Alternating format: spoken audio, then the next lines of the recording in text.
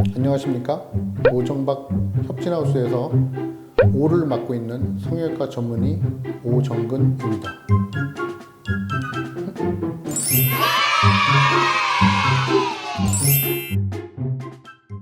어떤 부위를 수술할 것인지 어떻게 수술하실 것인지에 따라서 결정이 되는데요.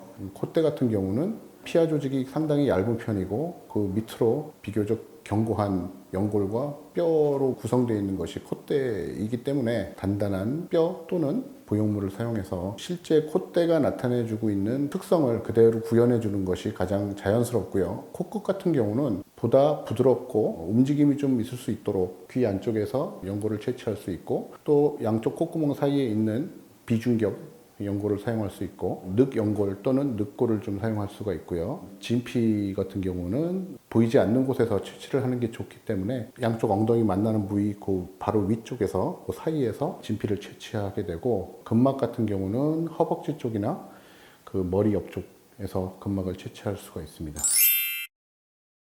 본인의 조직이기 때문에 수술 직후에 나타날 수 있는 즉각적인 거부 반응이나 염증 같은 것에 저항력을 가지고 있습니다. 그 점이 상당히 장점이기는 하지만은 그 양의 한계가 있고 그 부드럽다는 특성으로 인해서 코의 특성에 맞도록 사용되는 것이 좋겠습니다.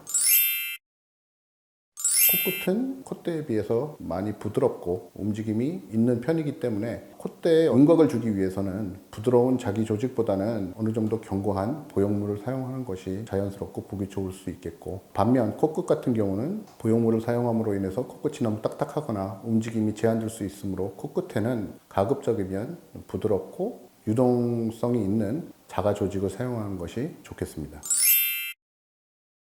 비개방형이라는 것은 콧구멍 안쪽으로 이렇게 양쪽 또는 한쪽에 절개를 가하는 것이 이제 비개방형이고, 코끝에 커다란 조작을 할 필요 없이 콧대만 살짝 높여준다든지 가볍게 조작을 해도 충분한 경우에는 굳이 앞을 개방을 해서 수술할 필요가 없습니다. 그런 경우에는 한쪽 또는 양쪽 콧구멍 안쪽으로만 절개를 가해서 수술을 진행해도 충분하고요. 코끝에 연골에 문제가 있다든지 많은 조작이 필요로 한다든지 복잡한 술기가 필요한 경우에는 비개방 수술 방법을 통해서는 아무래도 한계가 있고요. 개방형 수술 같은 경우는 그 앞쪽 콧기둥을 가로지르는 브릿지 절개라고 해서 그 앞쪽 그 비주에 생기는 절개는 단순하게 일자로 이렇게 진행되는 것이 아니라 W 모양 또는 V 모양으로 절개를 가해서 나중에 회복이 되면서 그 상처 부위가 오그라들지 않게끔 작도를 하고 성형외과적인 술기를 이용해서 잘 봉합을 해준다면 눈에 거의 띄지 않는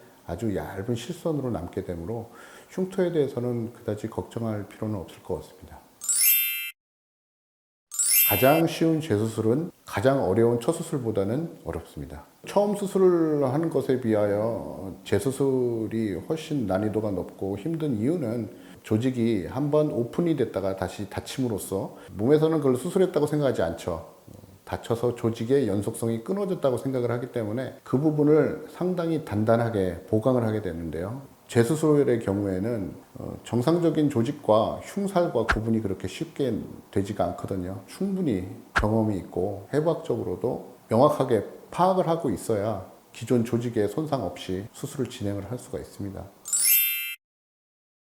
조직이 어느 정도 수술하기 전 상태로 돌아오는 데까지 걸리는 시기는 짧게는 6개월에서부터 길게는 2년까지 그 이전 수술이 어떤 수술을 했느냐에 따라서 달라지게 되는데요. 간단한 융비술을 했을 경우에는 6개월에서 1년 정도를 충분히 뒀다가 수술을 하시는 것이 좋고, 그 연골과 뼈를 건든 그런 복잡한 수술인 경우에는 길게는 2년까지도 충분한 회복 기간이 있어야 정상적인 조직으로 돌아오게 됩니다.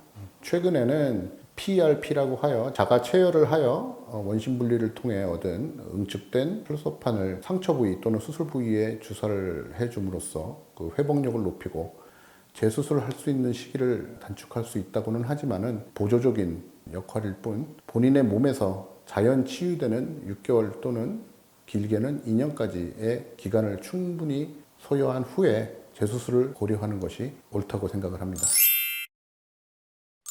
얼마든지 가능합니다. 보통 이제 코의 경우에는 콧볼, 코끝, 콧대 이 정도로 나눌 수가 있을 텐데 코끝에만 국한돼서 재수술을 하기를 원하시는 경우에는 재수술을 할 수가 있고요. 다만 코끝은 마음에 드는데 콧대를 다시 하고 싶은 경우에는 코끝을 통해서 들어가야 된다는 부분 때문에 코끝도 같이 수술을 해줘야 하기는 하지만은 모양의 변화 없이 콧대만도 따로 수술이 가능합니다. 부분적으로 수술을 하는 것은 전혀 어렵지 않습니다.